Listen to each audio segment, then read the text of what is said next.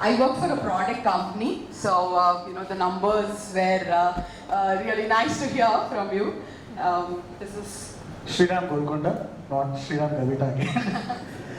So this is Sriram from Controllers Data Centers. So yeah, so we can start. yeah. So I'll start off. So coming from a product company, for us, Gen Z hiring, what at least recently what I've seen is that speed is the new mantra. Okay, so days maybe 15 years back, it was like the candidate used to really have time to wait, have patience. 2-3 months, I remember. I'm still looking forward for an opportunity. But today it's like, okay, 1 week, 2 weeks, and it already has 3 or 4 offers in hand. So that's the speed that they expect the HR to get back to them. But coming to the topic here, that is what's working well, especially with our team here. One, there's heavily relying on training institutes. Because campus hiring, again, there's a lot of time that you have to spend in terms of training them, and there's a lot of technical skill set that there's a mismatch. So to avoid all of this, thanks to all the training institutes that are coming up with good, I guess they take a lot of inputs from companies like us. What is the trend, what is the new technical skills that are really needed today in the industry, and that's one point that's definitely helping. And internship programs for DuPont, it's really working well. They have got a good word of mouth. I guess there's a lot of information that goes, and it's just that hiring becomes very easy there. The campus hiring is going really well. And yes, for cost efficiency, you would like to talk about how the staffing pyramid is at your company? Yeah. So we work on a shared services model, and we are one of the most sought after industry right now. So as much as your AI is growing, we are the happiest because more and more data is generated, right? So we're already in 15 locations in India, and we are coming up with 100 more, and one 40-acre campus in Hyderabad by itself. So that talks about how much data is going to be generated and what's the niche profile it is.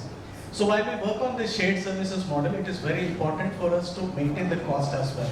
And that comes in through having influx of almost 20 to 25% through the campus hires that we are getting in. And what makes it more reliable basically is that even someone who is at the mid layer of the pyramid, even if there is an attrition of around 8 to 10% that we talk about. So this layer is already ready to take it up and scale it to the next level. So that brings in a lot of cost efficiency, and at the same time, it avoids surprises for us.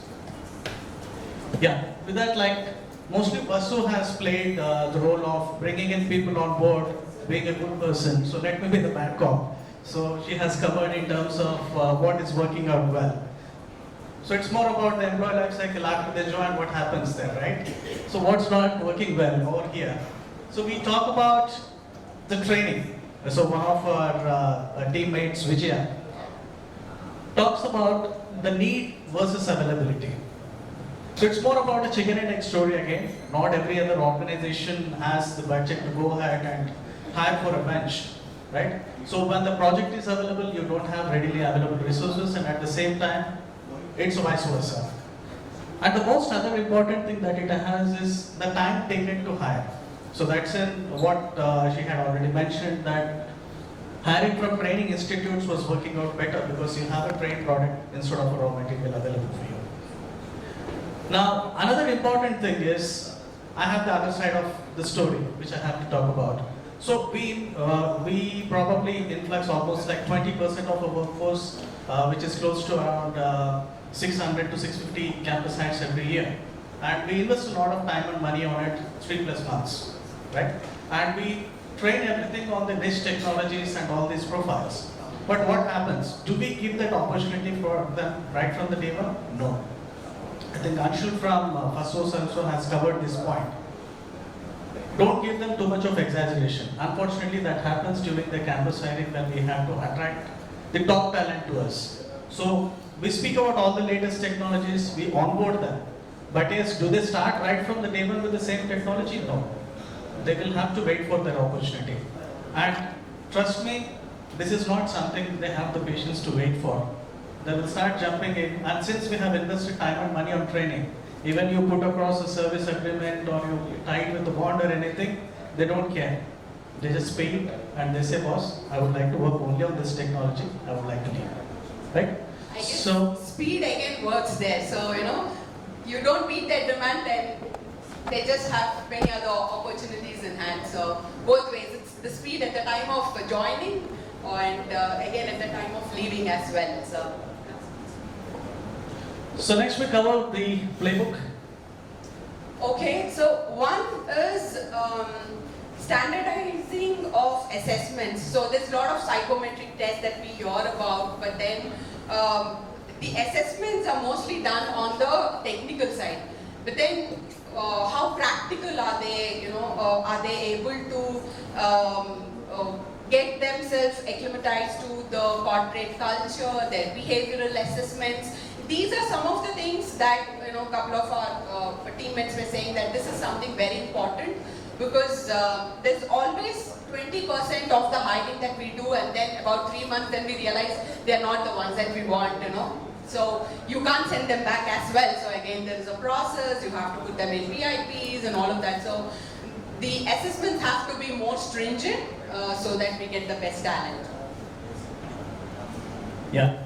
So to cover the next point, now no longer we can go for the skill set related mapping, just to take an extension from Basmati and also the previous conversation that we are referring to. See, whatever technology works today may not be the same and holds good for the rest of the year. And if the Gen Z is coming with the mindset that I am rigid only to work on this specific technology, that doesn't work. And they will also have to be adaptable with respect to the role, right? So I was just going through a podcast recently, and this term probably most of you have also must come across. Instead of software as a service, it is now turning out to be service as a software, right? And they call a new concept called as human in the loop. Your AI agents will be your team members that you will have to manage, and you just probably have to have only one person in between who can take care of. And probably must have also have heard about the dark factories where there is zero lighting, because entire thing is managed by AI. This would be the future, right? So when this is going to hit at that rapid speed, our profiles are also going to change so often. So I have to work on so and so thing only. So the agility and adaptability is something that we'll have to take care of.